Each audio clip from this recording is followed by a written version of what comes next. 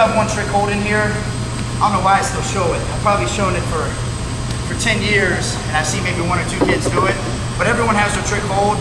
Unfortunately for me, my trick hold was a pinning hold. So I used to show this a lot more than I do now. I just do it just on the coaches meetings.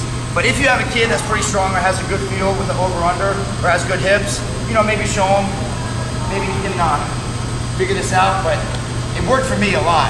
And the reason is because I kept this guy, I caught him off guard. You want to keep him in his comfort zone. So it's not a grip and rip. I'm not coming in with an over-under and stepping up and slinging him. I think I hit Dean in this yesterday like 4 times.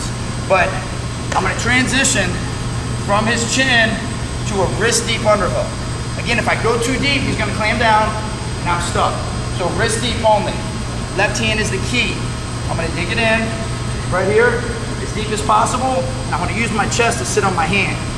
And now all I'm going to do when I go from chin to underhook is I'm going to step up. I'm going to bum rush this guy at a back 45, try to sit him to his hip. Once he hits his hip, I know I got him.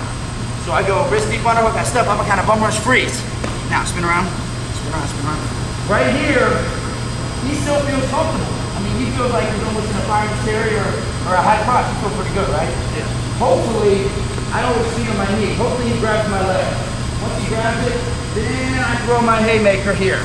Now, to pin this guy, you know, there's a misconception that you gotta walk your fingers out, knee stiff. Trying to break his shoulders, no. All you gotta do is pressure back and cut off his wind, okay? So right here, whether his arms in your crotch or across, all I do is I push back, I drive his chin to his chest, okay, right here. Say something. Say something. Can't hear you. That was like 10% of my effort. That So you can sucks. imagine some of the guys I wrestled when I actually put in 100%. You know what I mean? I told him I was gonna beat him up. So again, the key is keeping him in his comfort zone. I'm gonna go from chin to a wrist deep underhook. I step up, I dig in my left arm.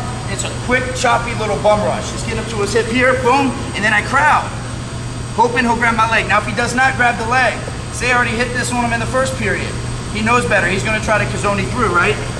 That's where the left arm comes into play. I want this left arm so deep, so boom, I crowd. This one's only for near fall. This left hand's got such a good grip. As he tries to kazoni through, I just plant my head and I hold him here, getting a 2 count. And then, sometimes, turn out hard. Sometimes you can throw in a boot here and land on top. Other times, against the better guys, you'll lose them. Okay? So one more time. One more time. I go from chin, wrist deep underhook, boom, bum rush, feet on my knee. From here, throw your haymaker, sit, and then in order to pin them, just apply pressure back. I'm gonna let him slide this time. Thank you. It's pretty tight. It's pretty tight. So you gotta apply some pain to pin people. But that was my trick hold. I'm glad it was a pinning hold. You know, some people would have a really nice shot. You know, some people got a pretty good turn. But anyhow, Keith and Terry, when I was hitting it, they used to call it the JB Special. I don't know if was it Drew Roberts that came up with that name? I think it was one of our teammates. We're in the locker room. He's like, oh, so we just hit the JB Special. So that's what I call it, the JB Special. Because it looks so cheesy, but you get a feel for it, it can work, I think. Yeah.